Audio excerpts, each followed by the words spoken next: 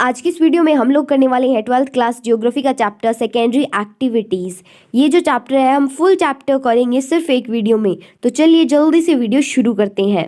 तो पहले हम लोग देखते हैं कि ये सेकेंडरी एक्टिविटीज़ क्या होती हैं। तो सेकेंडरी एक्टिविटीज़ वो एक्टिविटी होती है जो रॉ मटेरियल में क्या है एक वैल्यू ऐड कर देती है और उसको एक वैल्यूएबल प्रोडक्ट बना देती है। उसे हम क्या है सेकेंडरी एक्टिविटीज़ कहते हैं। जैसे कि रॉ मटेरियल हम लेते हैं गन्ने को और उससे क्या है शुगर बना दी, चीनी बना दी, फिर वो क्या है एक प्रोडक्ट बन गया चीनी, उसके क्या है गन्ने के अंदर एक वैल्यू ऐड हो गई। तो ये क्या हुआ, चीनी बनने की जो प्रोसेस हुई वो क्या हुई, हमारी सेकेंडरी एक्टिविटीज के अंदर आती है। अब हम देखते हैं मैन्युफैक्चरिंग क्या होती है। तो मैन्युफैक्चरिंग होती है प्रोडक्ट्स को बनाना, किसी भी जो मशीन है उसकी मदद से, उसे हम क्या है मैन्युफैक्चरिंग बोलते हैं। दूसरा है हमारे पास एप्लीकेशन ऑफ पावर, यानी कि पावर होनी चाहिए मशीन्स को रन अप करने के लिए, चाहे वो बिजली हो या फिर कोयल हो, कुछ भी हो, लेकिन पावर चाहिए मशीन्स को रन अप करने के लिए। तीसरा है मास प्रोडक्शन, यानी कि जो प्रोडक्ट्स बनते हैं मैन्युफैक्चरिंग के अंदर वो भारी संख्या के अंदर बनते हैं।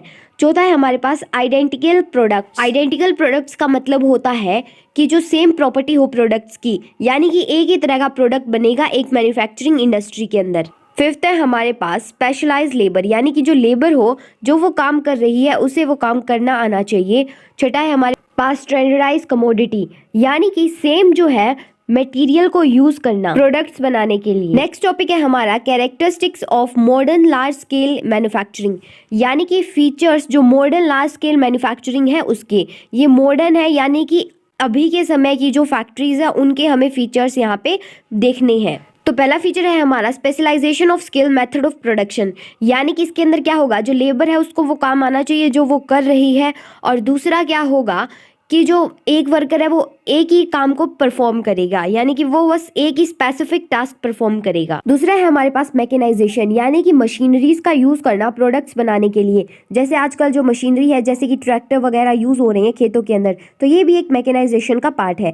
तीसरा है टेक्निकल इनोवेशन, यानी कि टेक्निकल इनोवेशन का मतलब है प्रोडक्ट को इस तरह से यूज करना ताकि वो क्या है वेस्ट ना हो, अगर थोड़ा बहुत वेस्ट हो भी तो उसे क्या है बिना पॉल्यूशन के खत्म करना, ये है टेक्निकल इनोवेशन। चौथा है हमारे पास ऑर्गेनाइजेशनल स्ट्रक्चर एंड स्ट्रेटिफिकेशन, यानी कि यहाँ पे जो बिल्डिंग्स है वो बहुत ही ज्यादा सुंदर बनी हुई होती है और एक स्ट्रेटिफिकेशन होता है, यानी कि एक हायरार्की होती है। वहाँ पे मैनेजर होगा, उसके नीचे वर्कर होंगे, उसके नीचे वर्कर होंगे, तो इस तरह से होगा सिस्टम। फिफ्थ है हमारे पास अनइवन डिस्ट्रीब्यूशन, यानी कि जो इंडस्ट्रीज है वो कहीं पे तो बहुत ज्यादा है और कहीं पे बिल्कुल भी नहीं है। ऐसे एरियाज भी हमारे वर्ल्ड के अंदर मौजूद है। नेक्स्ट टॉपिक है हमारे पास factor affecting location of industry, यानी कि ऐसे फैक्टर जो अफेक्ट करते हैं कि कहाँ पे इंडस्ट्री बननी चाहिए वो क्या क्या है वो हम देखेंगे। तो पहला है एक्सेस टू मार्केट, यानी कि वहाँ पे आसपास मार्केट होनी चाहिए। अगर हम प्रोडक्ट बना देंगे और मार्केट ही नहीं होगी वहाँ पे उस प्रोडक्ट को बेचने के लिए तो कोई वैल्यू ही नहीं होगी प्रोडक्ट की।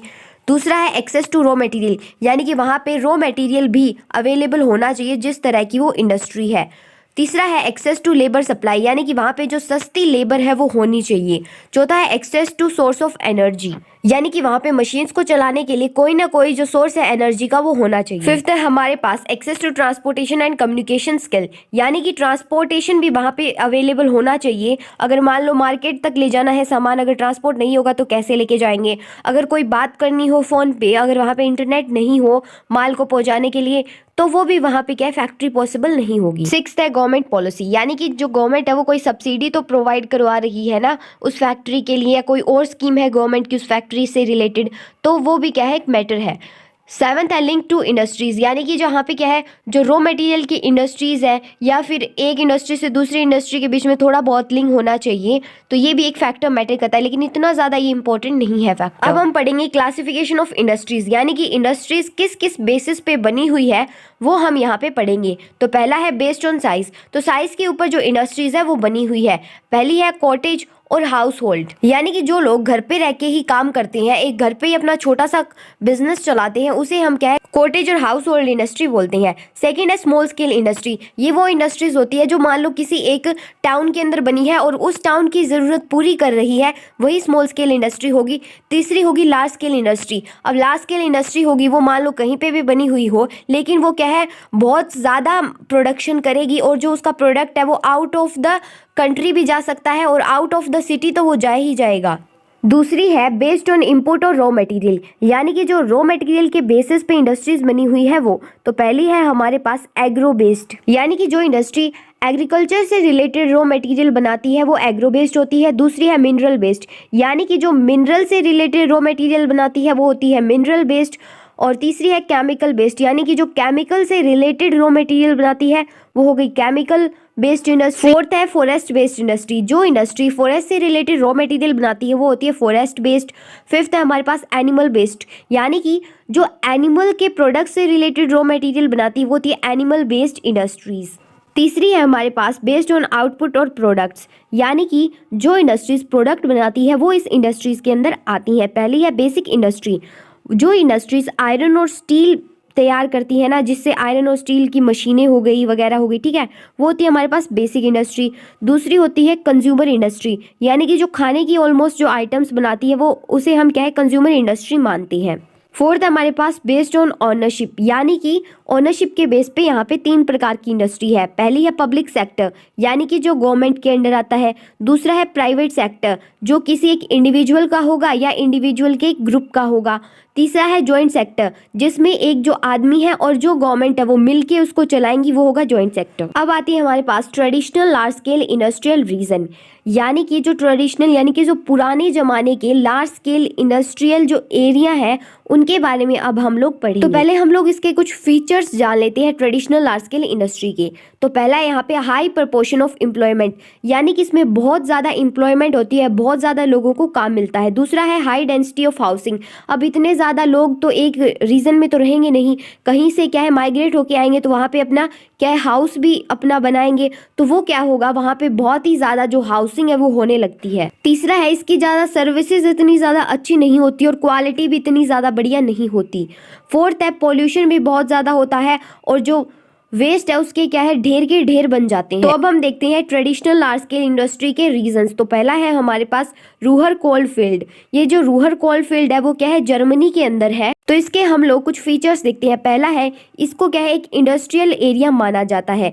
दूसरा है इसकी जो इकोनॉमी है वो डिपेंड ही जो कोयल आयरन और स्टील के बेस पे होती है।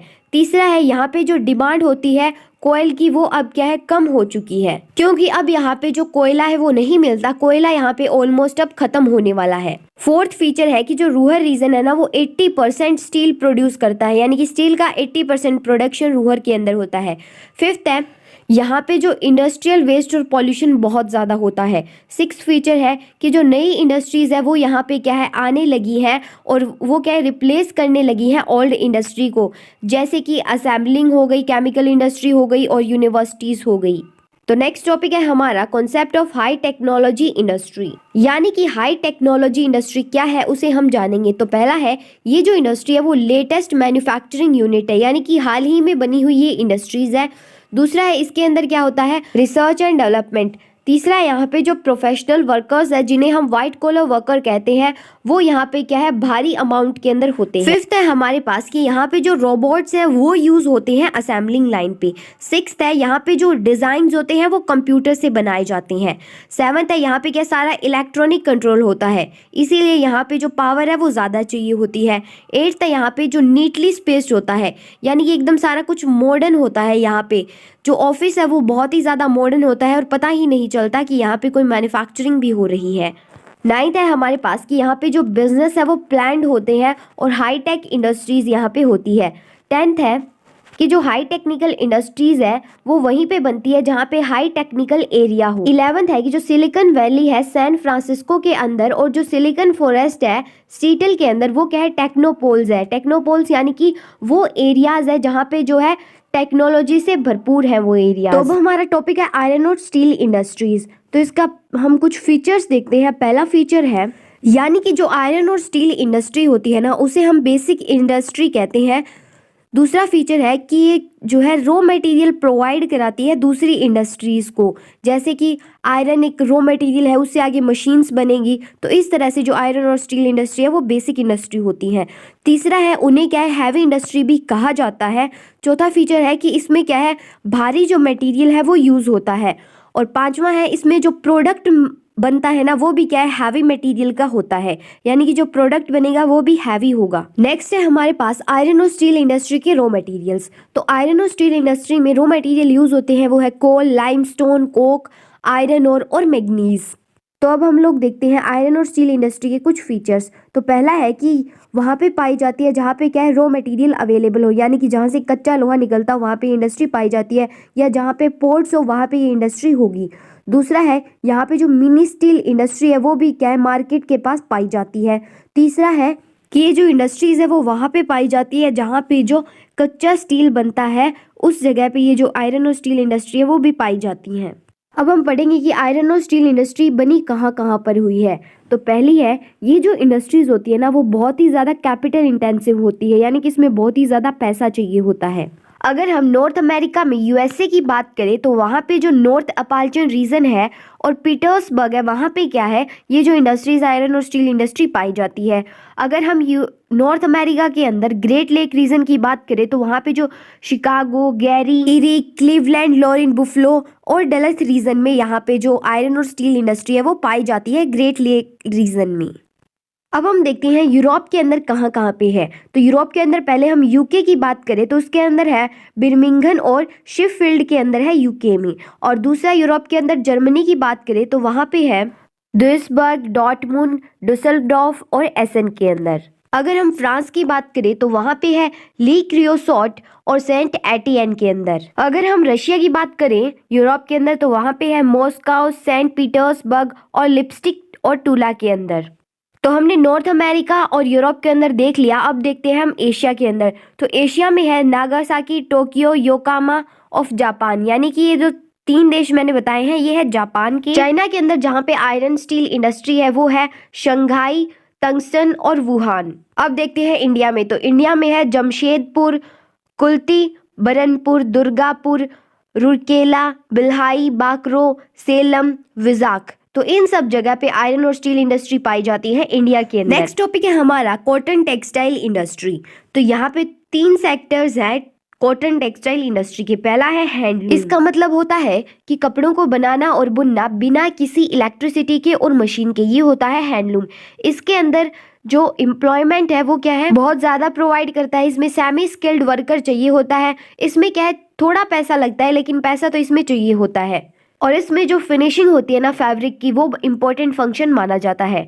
दूसरा है हमारे पास पावर लूम, यानी कि मशीनों की मदद से कपड़े को बनाना वो क्या होता है, पावर लूम होता है। इसमें क्या है, ज़्यादा लेबर की ज़रूरत नहीं होती और जो प्रोडक्शन है वो क्या है, ज़्यादा होता है इसके अंदर। थर्ड है हमारे पास मिल सेक्टर। इसके अंदर क्या है, बहुत ज़्यादा पैसा चाहिए होता है और इसमें जो प्रोडक्ट बनता है वो भी बहुत ज़्यादा भारी मात्रा में बनता है और इसमें भी क्या है, मशीनरीज का यूज़ होता है। तो इस चैप्टर का हमारा लास्ट टॉपिक है डिस्ट्रीब्यूशन ऑफ सब सेक्टर्स, यानी कि कॉटन टेक्सटाइल इंडस्ट्रीज कहाँ कहाँ पे बटी हुई है वो हमें देखना है।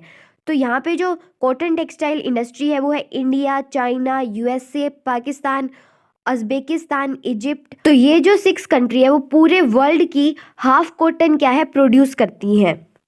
और जो UK, north west Europe, Japan है वो क्या है, प्रोड्यूस तो करती है टेक्सटाइल को कॉटन इंडस्ट्री से, लेकिन वो क्या है, अपना जो रॉ मटेरियल है ना वो इंपोर्ट कराती है। उनकी खुद की कंट्री में वो रॉ मटेरियल अवेलेबल नहीं है। और ये जो कॉटन टेक्सटाइल इंडस्ट्री है वो क्या है, बहुत ही ज़्यादा कंपटीशन फेस कर रही है सिंथेटिक फाइबर के साथ। और जो कॉटन टेक्सटाइल इंडस्ट्री है वो भी क्या है, कम होती जा रही है ड्यू टू द टेक्नोलॉजी। और ये क्या है, अब शिफ्ट हो चुकी है लेस डेवलप्ड कंट्रीज के अंदर जो कॉटन टेक्सटाइल इंडस्ट्री है वो। So that's it for the today's video guys. मिलते हैं नेक्स्ट वीडियो में। ये एक्सप्लेनेशन वीडियो कैसी लगी मुझे कमेंट करके ज़रूर बताना। अगर वीडियो पसंद आई हो तो इसे लाइक कर देना और चैनल पे नए हो तो इसे सब्सक्राइब ज़रूर कर लेना।